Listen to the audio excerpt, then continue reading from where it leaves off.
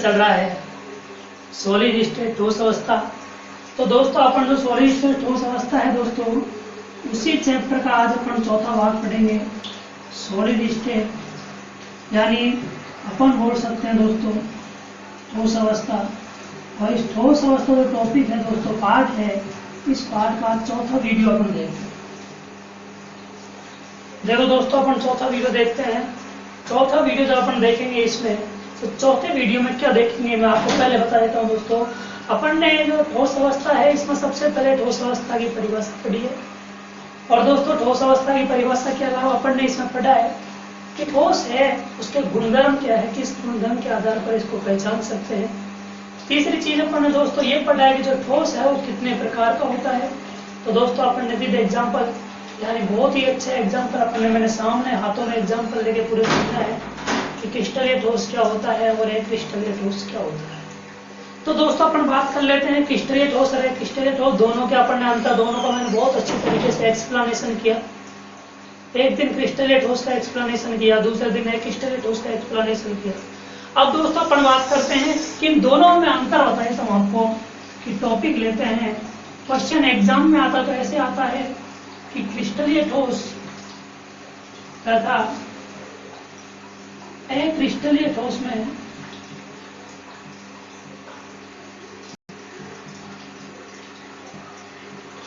कोई 2 या 4 अंतर लिखो। 2 अंतर से ज्यादा दोस्तों आता नहीं है। क्यों नहीं आता है? क्यों क्वेश्चन 1 नंबर से ज्यादा कोई क्वेश्चन ही नहीं आता है किसी भी चैप्टर में से। तो इसका मतलब क्या हुआ कि अपने पास जो भी क्वेश्चन आएगा 2 नंबर का ही आएगा, 1 नंबर का ही आएगा। 2 अंतर पूछेगा, लेकिन फिर भी दोस्तों अपन इसके बहुत सारे अंतर लिखते हैं। देखो दोस्तों, देखते रहना, यदि आपने टॉपिक को ढंग से पढ़ा है दोस्तों, तो मैं कहता हूँ अंतर आसानी से निकाल सकते हैं। सबसे पहले अंतर निकालेंगे दोस्तों इसकी परिभाषा। एक तरफ क्रिस्टलीय ठोस, दूसरी तरफ ले लिया दोस्तों मैंने अक्रिस्टलीय ठोस। इधर ले लेते हैं दोस्तों, थोड़ा मैं इस लाइन को इधर ले लूं ताकि आसानी से अपनी दिक्कत नहीं आएगी डिवाइडेशन में। ये ले लिया। अब दोस्तों देखते हैं परिभाषा क्या थी। जिसकी ज्यामिति निश्चित होती है, ऐसे ठोस जिनकी ज्यामिति निश्चित तथा कणों की आंतरिक व्यवस्था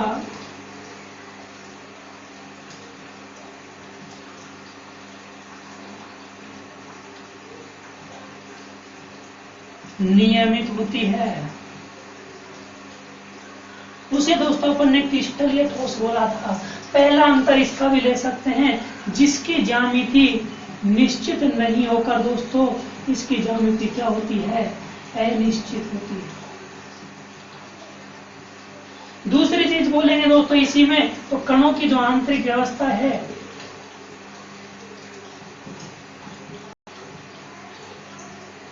कणों की आंतरिक व्यवस्था के दोस्तों अनियमित होती है। अपन ने एग्जाम्पल लिया था रबर, प्लास्टिक, सारे लगभग बहुत। दूसरा एग्जाम्पल दोस्तों अपन ये ले सकते हैं, मैंने बताया था कि जो ये ठोस है इसमें कणों की दीर्घ परासी व्यवस्था होती है। दीर्घ परासी व्यवस्था बताई थी मैंने आपको। दीर्घ परासी का मतलब जो कण है अपने पास, कणों की एक जैसी व्यवस्था।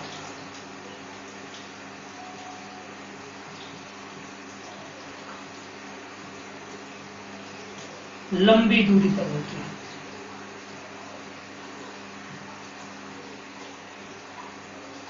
ये दोस्तों अपन ने पढ़ा था। तो इसमें अपन ने क्या पढ़ा था कि ये दीर्घ परासी नहीं होकर कौन से परासी होते हैं, ये अपन ने पढ़ा था दोस्तों, ये लघु परासी व्यवस्था होती है। इसके अलावा दोस्तों अपन ने तीसरा इसका अंतर लिया था। तीसरा अंतर था कि इनका जो गलनांक है वो गलनांक क्या होता है, गलनांक निश्चित होता है। और दोस्तों मैंने ये भी बताया था, निश्चित गलनांक होने के कारण इन्हें अपन किस नाम से जानते हैं, वास्तविक ठोस भी कहलाते हैं।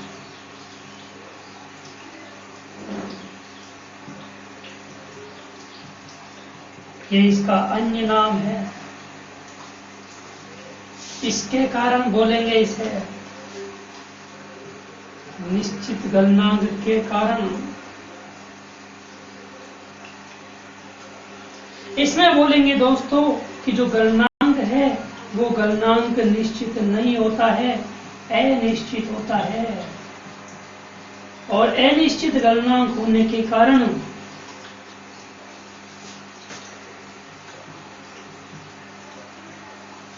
इन्हें किस नाम से जानते हैं दोस्तों?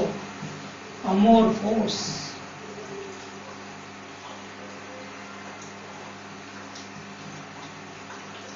अमोर्फोस का मतलब होता है, ये इसका अन्य नाम है अमोर्फोस, और अमोर्फोस का अर्थ होता है आकृति का नहीं होना।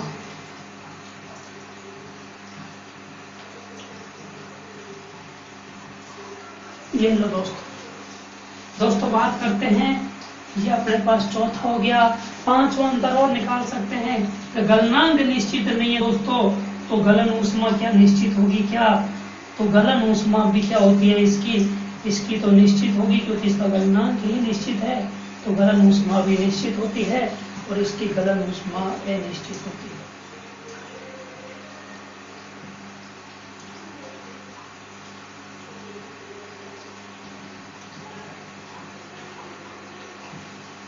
बात करते हैं दोस्तों छठे अंतर की, कि इसमें एक विदलन का गुण पाया जाता है।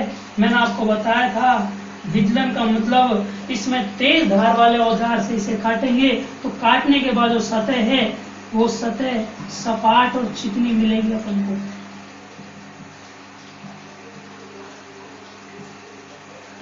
इसमें विदलन का गुण नहीं पाया जाता है।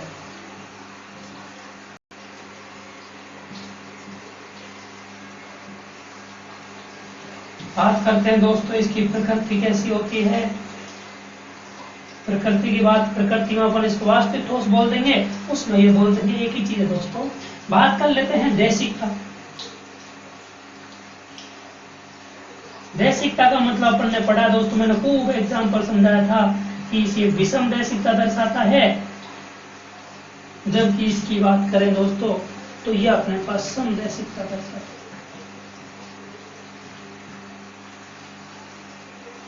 और दोस्तों बात कर लेते हैं लास्ट इसके एग्जाम्पल्स की। तो एग्जाम्पल्स में मैंने बताया था लगभग सभी धातुओं के लवण।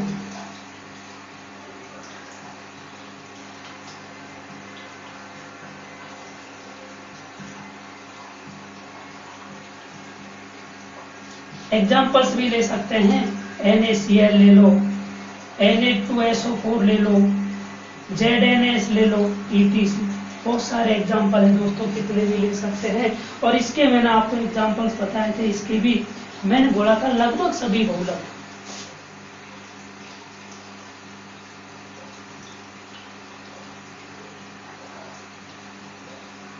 फिर भी दोस्तों एग्जाम्पल्स लेना चाहें और तो और ले सकते हैं, कांच बोल देंगे इसे, रबड़ ले लेंगे इसमें, प्लास्टिक ले लेंगे दोस्तों इसमें, ETC। बहुत सारे एग्जाम्पल है दोस्तों।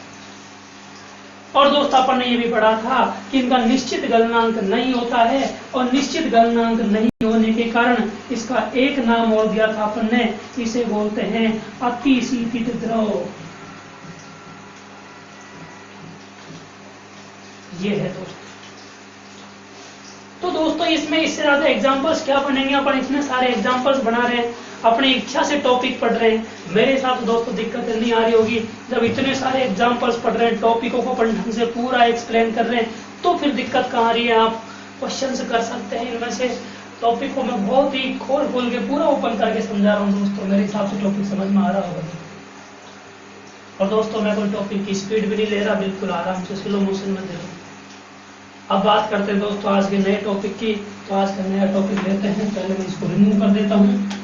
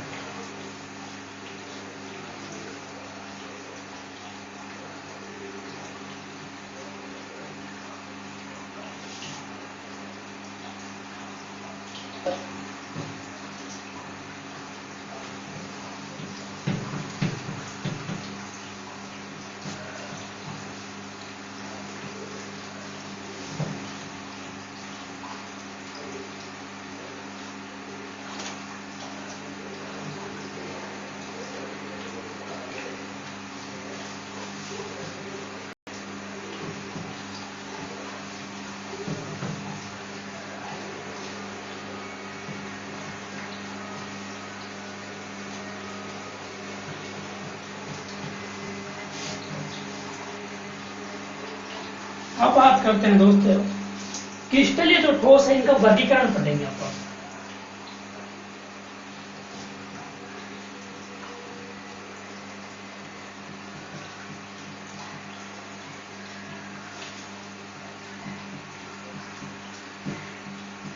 एक क्वेश्चन से दोस्तों इस बार बनता है कि क्रिस्टलीय ठोसों के वर्गीकरण में से कोई क्वेश्चन आ जाए तो अपन को दिक्कत नहीं आनी चाहिए। आओ भले अपन को क्या दिक्कत आ रही है।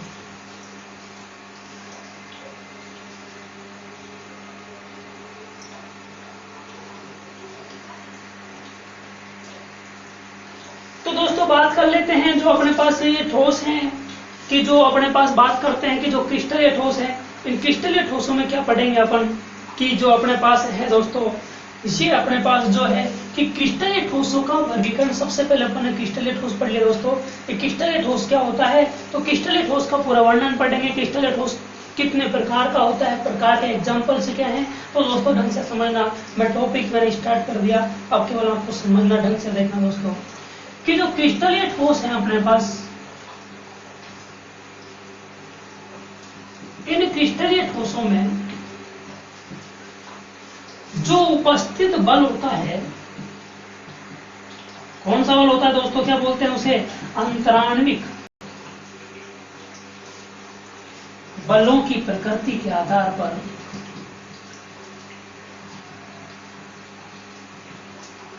अंतराण्विक बलों की प्रकृति के आधार पर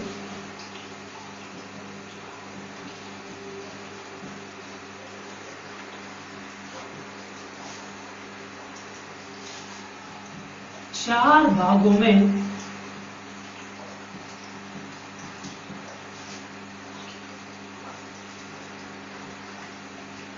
बांटा गया है या बांटा जा सकता है।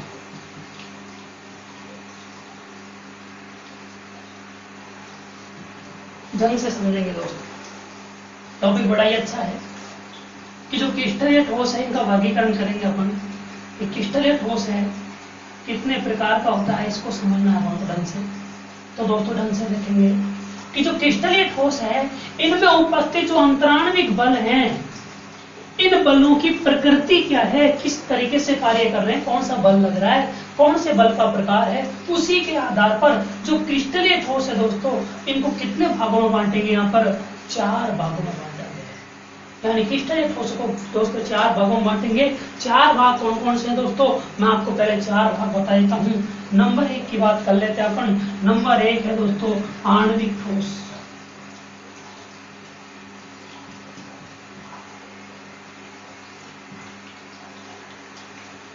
नंबर दो की बात करते हैं दोस्तों। नंबर दो है अपने पास, अपन ले लेते हैं आयनिक ठोस। मैं दोस्तों इसको बहुत ही अच्छी तरीके से पहले तो इसका पूरा वर्णन समझाऊंगा।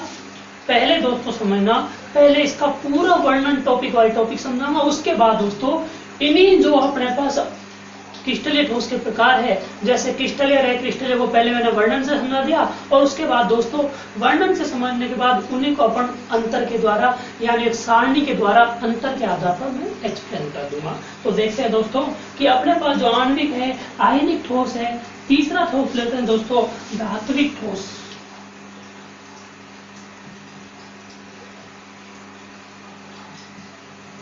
और दोस्तों चौथा लेते हैं सह संयोजक, या इसका दोस्तों यहाँ एक नाम और है, इसे नेटवर्क ठोस भी बोलेंगे क्योंकि ये जाल नुमा संरचना बनाता है। तो दोस्तों ध्यान रखेंगे कि जो क्रिस्टलीय ठोस हैं, इन क्रिस्टलीय ठोसों में जो अंतराण्विक बल होता है, इस बल की प्रकृति के आधार पर जो ठोस है इसको चार भागों में बांटा जाता है।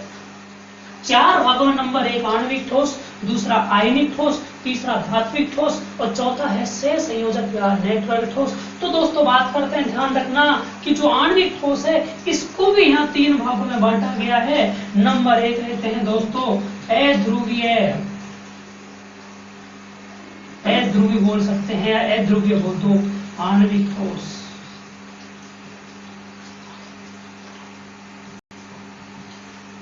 और दोस्तों बात करते हैं तो दूसरा कौन सा हो जाएगा, ध्रुवीय आणविक ठोस।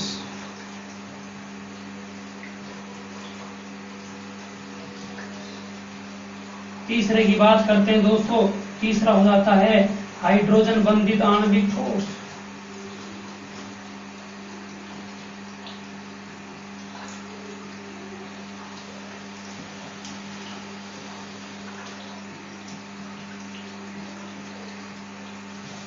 ध्यान से समझेंगे दोस्तों, टॉपिक जो है, टॉपिक है क्रिस्टलीय ठोस कि कितने प्रकार होता है क्रिस्टलीय ठोस का वर्गीकरण करना। तो दोस्तों क्रिस्टलीय ठोस का वर्गीकरण करने के लिए मैंने आपको जो पूरा क्रिस्टलीय ठोस है, इस जो क्रिस्टलीय ठोस पदार्थ है, इनमें उपस्थित जो बल है अपने पास, बल कौन सा, अंतराण्विक आकर्षण बल। इसकी प्रकृति के आधार पर कि बल कितना मजबूत वाला है, कौन सा ऐसे संयोजक है कि धात्विक बंध है या हाइड्रोजन बंध है या लंदन बल है, जो भी दोस्तों अपने पास बल है, उस बल के आधार पर, उनकी प्रकृति के आधार पर, यानी उसकी कितनी कैपेसिटी है अणु को बांधे रखने की, उसके आधार पर जो अपने पास क्रिस्टलीय ठोस है, इसको दोस्तों 4 भागों में बांटा है। 4 भाग में नंबर 1 आणविक ठोस, नंबर 2 आयनिक ठोस, तीसरा है दोस्तों धात्विक ठोस, चौथा है सहसंयोजक या नेचुरल ठोस। तो दोस्तों अपन बात करते हैं, अब इन ठोसों को पढ़ते हैं ढंग से। तो दोस्तों इनका मैं एक्सप्लेनेशन करता हूँ।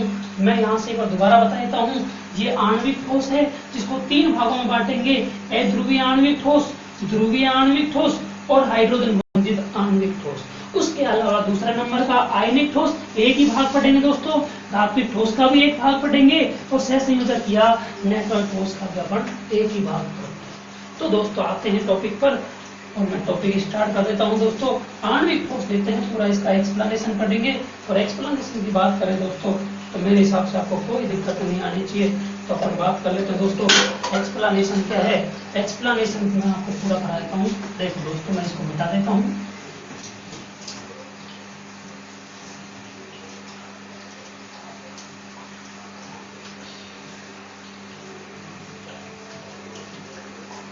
दोस्तों मेरी आपसे रिक्वेस्ट है, जो टॉपिक चल रहे हैं दोस्तों, इनको अच्छी तरीके से पूरा के पूरा वीडियो देखें तो ही अपने पास अच्छी तरीके से समझ में आएंगे।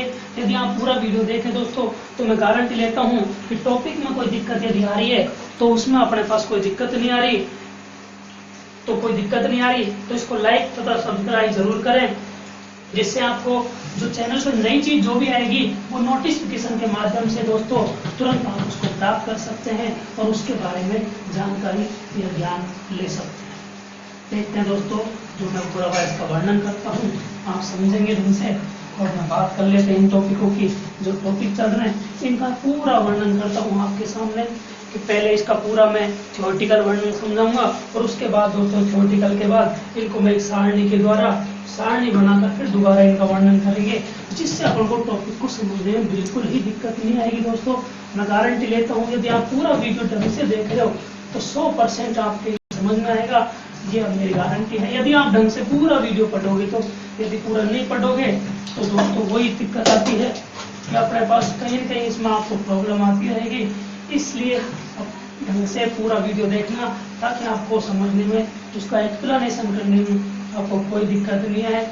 तो दोस्तों अपन स्टार्ट करते हैं टॉपिक। और टॉपिक है अपने पास जो क्रिस्टलीय ठोस है, उस क्रिस्टलीय ठोस का वर्गीकरण देखते हैं दोस्तों। मैं इसमें थोड़ी इंक डाल लेता हूँ जिससे आपको कोई दिक्कत नहीं है कि इंक क्या बनेगा। तो इंक डाल लेता हूँ मैं इसमें स्याही, और स्याही डालने के बाद जिससे आपको दिक्कत नहीं है, आराम से स्पष्ट दिखे। तो दोस्तों जो मैं इंक डाल रहा हूँ उस समय आपसे मैं रिक्वेस्ट कर रहा हूँ कि यदि आप जो टॉपिक पढ़ रहे हैं तो इन टॉपिकों को ढंग से पढ़ें, पूरा पढ़ें, ताकि आपको जो दिक्कत है उसमें दिक्कत आसानी से क्लियर हो जाए, जिससे आपको कहीं जो टॉपिकों में आने वाली दिक्कत है वो आसानी से अपन उसका सॉल्यूशन कर सकते हैं, जिससे आपको कोई प्रॉब्लम नहीं होगी टॉपिकों में। अन्यथा फिर आपको वही रटना पड़ेगा। मैं रटने से आपको बिल्कुल मुक्त करना चाह रहा हूँ, लेकिन यदि जो दोस्त रेगुलर बना हुआ है उसकी प्रॉब्लम आसानी से सॉल्व हो जाएगी। लेकिन जो अपने पास बीच बीच में 1-1 मिनट का वीडियो देख रहा है तो दोस्तों वहां से तो इसका प्रॉब्लम का कोई सॉल्यूशन नहीं है। चाहे आप किसी भी प्रकार का कहीं से भी वीडियो देख सकते हैं, जब तक पूरा उसको नहीं देखोगे अपने कोई भी चीज समझ नहीं आ सकती। तो दोस्तों बात कर लेते हैं कि जो टॉपिक है अपने पास, इस टॉपिक की बात करते हैं अपन। तो टॉपिक की मैं जैसे ही बात करूंगा दोस्तों, टॉपिक में स्टार्ट कर देता हूं। अपना टॉपिक था कि जो क्रिस्टलीय ठोस है, इस क्रिस्टलीय ठोस के प्रकार पढ़ रहे थे, यानी क्रिस्टलीय ठोस का वर्गीकरण।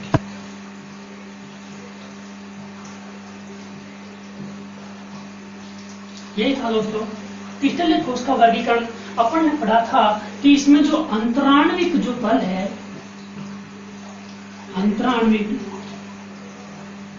बलों की प्रकृति के आधार पर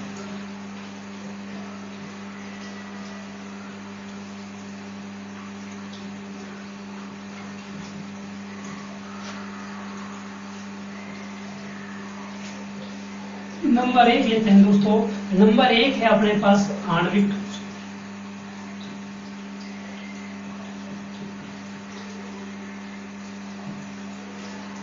नंबर 2 की बात करेंगे दोस्तों। नंबर 2 है आयनिक ठोस।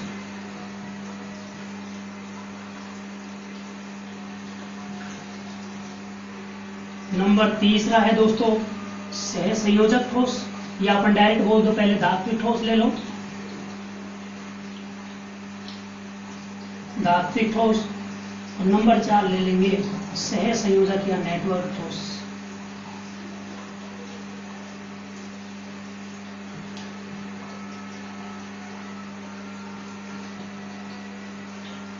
ये देखो दोस्तों, पहला लिया था अपन ने कौन सा, आणविक ठोस।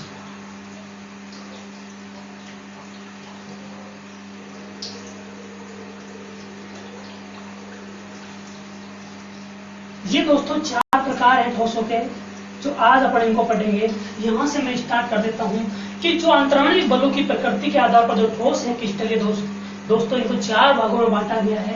पहला भाग है आणविक ठोस। तो दोस्तों ध्यान से समझना, इसमें जो आणविक ठोस लिया है दोस्तों, इस आणविक ठोस की मैं बात करता हूं तो इस आणविक ठोस में क्या होता है दोस्तों, इसमें अंतराण्विक बलों की प्रकृति के आधार पर बांट तो दिया दोस्तों इसको, लेकिन जो आणविक ठोस है इसमें मैं बात करता हूं अवयवी कण क्या होते हैं। अवयवी कण का मतलब जो अणु भाग लेते हैं, परमाणु लेते हैं, आयन। आणविक का मतलब होता है अणु, अणु की संरचना। इसका मतलब ध्यान रखना दोस्तों, इसमें लगभग क्या भाग लेते हैं, अणु ही भाग लेते हैं, यानी अवयवी कण क्या होता है दोस्तों, अणु ही होगा। दूसरी चीज दोस्तों, इसी में मैं बात करता हूं, आपको दूसरा पॉइंट बनाता हूं इसी में, कि जो आणविक ठोस है इनका जो गलनांक व क्वथनांक है, गलनांक व क्वथनांक दोस्तों ये भी कम होता है। तीसरी बात करते हैं दोस्तों कि ये प्रत्येक अवस्था में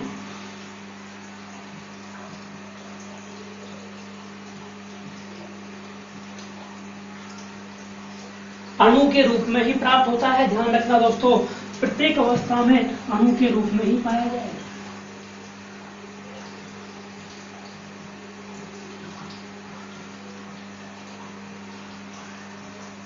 अब दोस्तों क्वेश्चन बनेगा कैसे, बढ़ो ना क्वेश्चन, क्या दिक्कत आ रही है, मुझे टॉपिक समझ में आ रहा है तो दिक्कत नहीं आनी चाहिए। अब दोस्तों अपन बात कर लेंगे यहाँ पर, जैसे ही बात करते हैं और बात जैसे ही की अपन ने कि भाई आणविक ठोस क्या होता है। आणविक ठोस में जिसमें अवयवी कण भाग लेते हैं, किसके रूप में, अणु के रूप में, और गलनांक और क्वथनांक क्या रहेगा, इनका लो रहेगा बिल्कुल, और प्रत्येक अवस्था में हमेशा किसके रूप में मिलेंगे दोस्तों, अणु के रूप में। अब दोस्तों आणविक ठोस को समझने के लिए और इसके 3 भाग बांट दिए। अब वो 3 भाग कौन कौन से हैं, नंबर 1 की बात करते हैं, अध्रुवी ले लेते हैं। नंबर 2 दोस्तों ध्रुवीय, और नंबर 3 दोस्तों हाइड्रोजन बंध।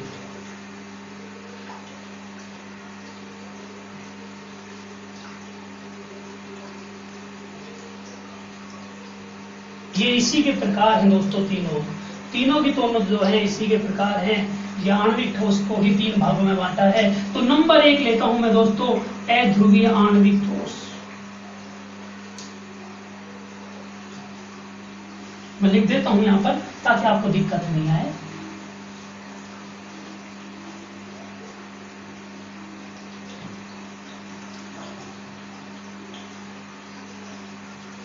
आणविक ठोस को 3 भागों में बांटा जा सकता है।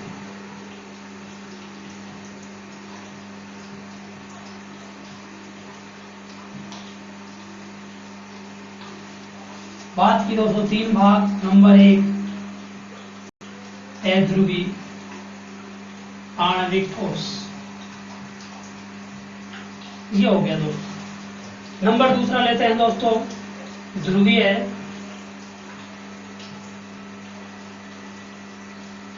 आणविक ठोस। और दोस्तों नंबर 3 लेते हैं हाइड्रोजन बंधित आणविक ठोस। ढंग से समझेंगे दोस्तों। अध्रुवीय जो आणविक ठोस क्या होता है? स्पष्ट दोस्तों, इसके अंदर वे ही ठोस आएंगे, वे ही ठोस पदार्थ जिनमें अणु अध्रुवीय है तो क्या बोल देंगे? अध्रुवीय सहसंयोजक बंध के द्वारा जुड़े होते हैं।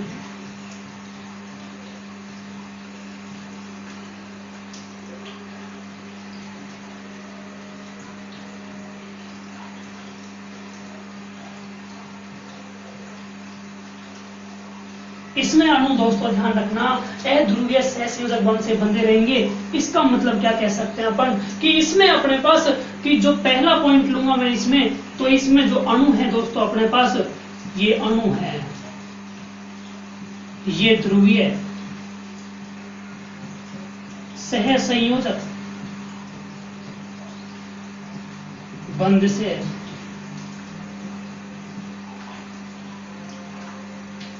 जुड़े होते हैं। स्पष्ट है दोस्तों, ध्रुवीय है तो ध्रुवीय सहसंयोजक बंध और अध्रुवीय है तो अध्रुवीय सहसंयोजक बंध अणु ही रहेगा, निश्चित है, अवयवी गण के रूप में। और बात करते हैं दोस्तों, तो बहुत ही सीधी सी बात है इसमें कि जो अपने पास अध्रुवीय जो अपन पढ़ रहे हैं कि अध्रुवीय जो आणविक ठोस है दोस्तों, इस अध्रुवीय जो आणविक ठोस है इस श्रेणी में लगभग जो अपने पास आणविक या जो परमाणविक उत्कृष्ट गैसों को रखा जाता है। दोस्तों ध्यान रखना, इसमें लगभग बात करते हैं अपन कि जो आणविक ठोस है अपने पास, कोई सा भी आणविक ठोस दोस्तों, इस आणविक ठोस में लगभग क्या करते हैं कि लगभग के लगभग जो सारे आणविक ठोस है इसमें लगभग जो उत्कृष्ट गैस है, उत्कृष्ट गैस का मतलब हीलियम है, नियोन है, आर्गन है, क्रिप्टॉन है, जीनोन है, रेडोन है। दोस्तों ध्यान रखना, उन्हीं को लगभग इस श्रेणी में रखा जाता है। तो दोस्तों ध्यान रखना, इस श्रेणी में जो आणविक या परमाणविक उत्कृष्ट गैसों को रखा जाता है। अपन बोल सकते हैं कि इसमें लगभग बोल सकता हूं मैं, यहाँ पर बोलना चाहता हूं, बोल सकते हैं कि इसमें लगभग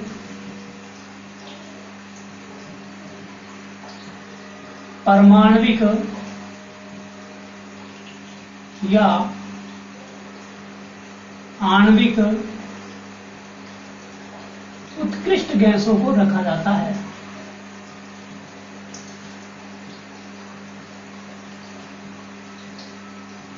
ये लो दोस्तों, यहां भी एक बन गया अपने पास। दूसरी चीज बोलते हैं दोस्तों, इस ठोसों में जो परमाणु है या जो अणु है,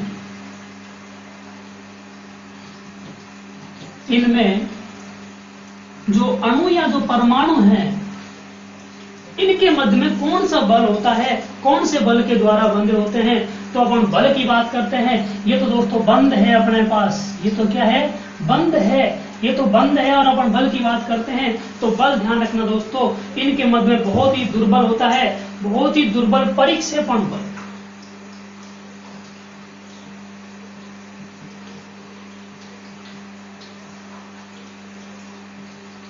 या उसी का दूसरा नाम लंदन बल भी बोलते हैं। ध्यान रखना दोस्तों, लंदन बल बोल दो चाहे परिक्षेपण बल बोल दो, ये बल है अपने पास जिसके द्वारा अणु और परमाणु आपस में जुड़े होते हैं, ये कह सकते हैं। दूसरी चीज बात करते हैं दोस्तों कि जो अपने पास ये है, ये विद्युत के कुचालक होते हैं। अगर अपन इनकी बात करें तो जो ध्रुवीय है, डायरेक्ट ये बोल दो दुर्बल प्रकृति का भौतिक बल होता है। डायरेक्ट ये भी बोल सकते हैं कि दुर्बल प्रकृति का भौतिक बल होता है। ये लो दोस्तों, यहां तक भी बोल सकते हैं। और अगर इसमें बोलना चाहे दोस्तों, ये ठोस होते हैं, ये जो ठोस हैं, ये ठोस मुलायम होते हैं और मुलायम होने के साथ साथ विद्युत के कुचालक होते हैं।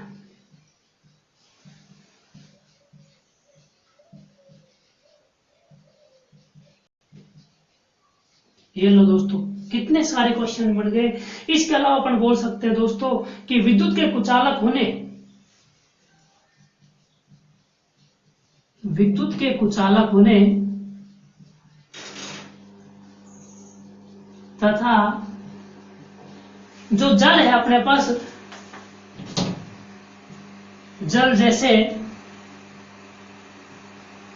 ध्रुवीय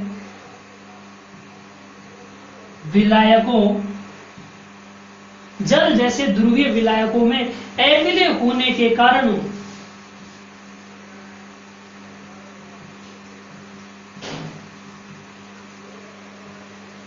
अविलय होने के कारण क्या बोल सकते हैं दोस्तों कि ये निम्न तापों पर ही प्राप्त किए जा सकते हैं। निम्न तापों पर ही प्राप्त किए जा सकते हैं।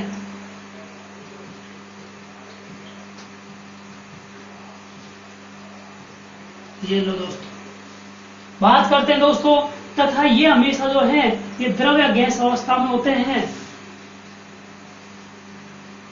दूसरी चीज, निम्न तापों पर ठोस के रूप में प्राप्त कर सकते हैं, ठोस अवस्था में होते हैं। ये बोल सकते हैं कि ठोस अवस्था में होते हैं। एक एक ही पढ़ लेते हैं दोस्तों ताकि अपन को दिक्कत नहीं आनी, तो टॉपिक ही नहीं आएगा पूरा। पहले इसको ले लेते हैं।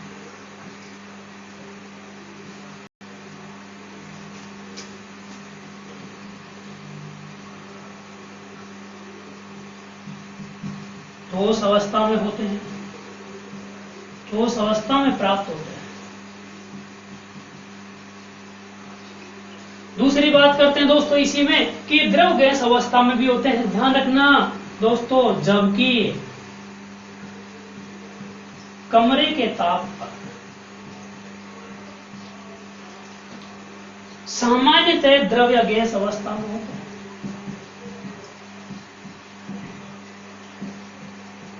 द्रव या गैस अवस्था में होते हैं।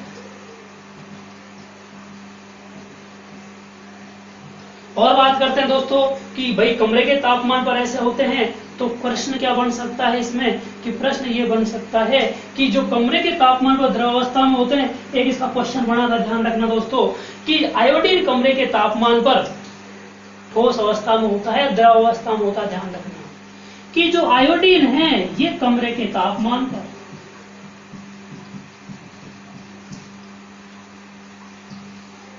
भी ठोस अवस्था में होता है।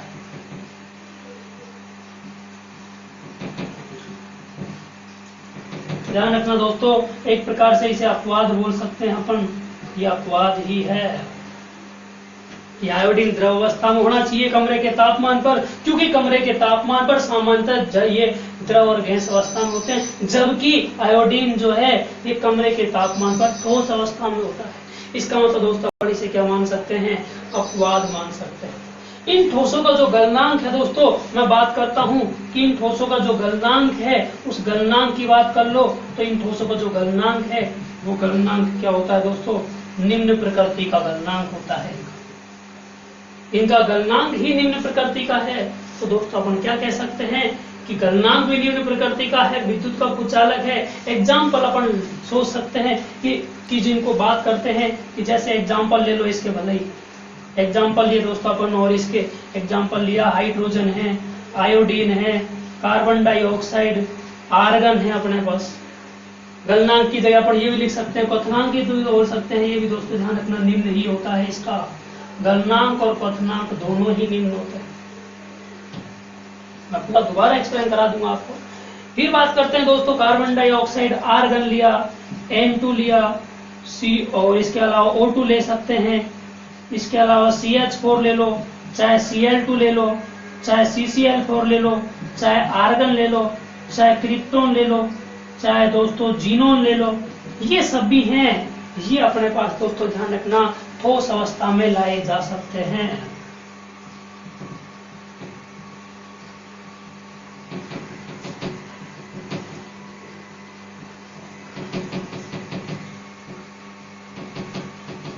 पहला हुआ दोस्तों अभी तक, अब मैं पूरा दोबारा एक्सप्लेन करा रहा हूं कि जो अपने पास आणविक ठोस है, अपन बात कर रहे हैं दोस्तों क्रिस्टलीय ठोसों की, कि जो क्रिस्टलीय ठोस है इसका वर्गीकरण क्या होता है। तो क्रिस्टलीय ठोस का वर्गीकरण पढ़ रहे हैं अपन, तो दोस्तों ध्यान रखना कि जो क्रिस्टलीय ठोस है इसको कितने भागों में बांटते हैं। तो क्रिस्टलीय ठोस में जो क्रिस्टलीय ठोस होते हैं उनमें जो बल होता है, क्रिस्टलीय ठोस जो पदार्थ होते हैं उन ठोसों में जो अंतरा, उनके जो ठोसों के अणु जो होते हैं दोस्तों, कि जो ठोस लिए अपन ने ठोस को दो भागों में बांटा, क्रिस्टलीय और क्रिस्टलीय। तो क्रिस्टलीय ठोस में जो अणु होते हैं उन अणुओं के मध्य में जो बल होता है, उस आणविक बल, जो बल होता है वह आणविक बल होता है, और उस बल की प्रकृति के आधार पर ही दोस्तों क्रिस्टलीय ठोसों को अपन चार भागों में बांटते हैं। सबसे पहले बात करते हैं आणविक ठोस की, नंबर 2 आयनिक ठोस, तीसरा होता है धात्विक ठोस, और चौथा होता है दोस्तों सहसंयोजक या नेटवर्क ठोस।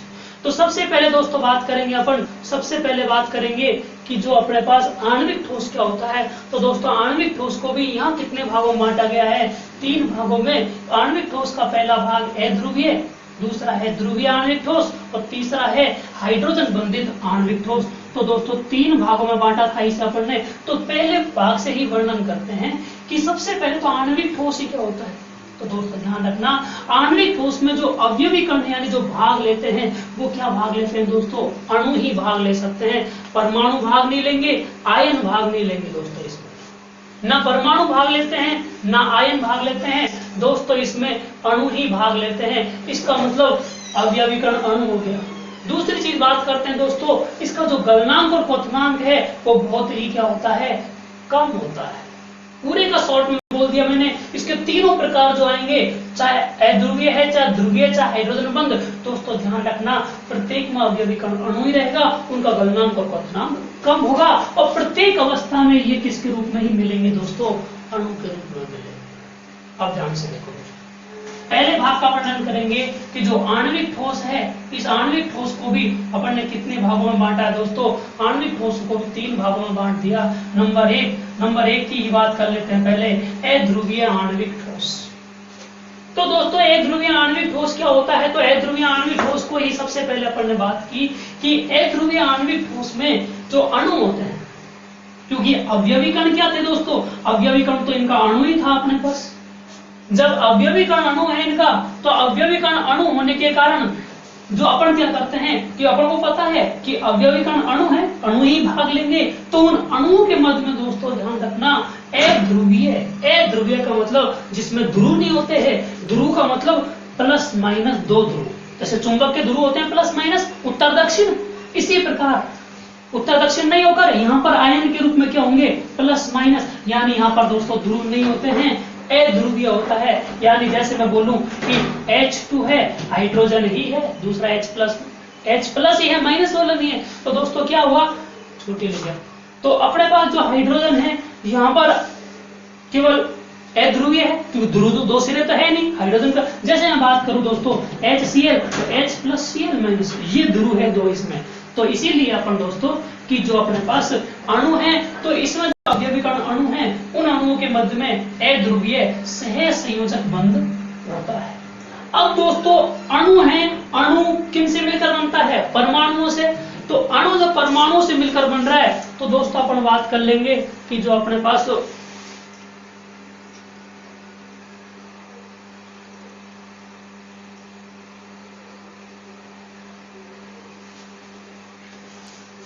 अपन दोस्तों बात करते हैं कि जो अपने पास अवयवी कण अणु है, अपन को पता है अणु किससे मिलकर बनते हैं दोस्तों, बहुत सारे परमाणुओं से। यानी जब 2 या 2 से अधिक परमाणु मिलते हैं तो ये अणु बनता है।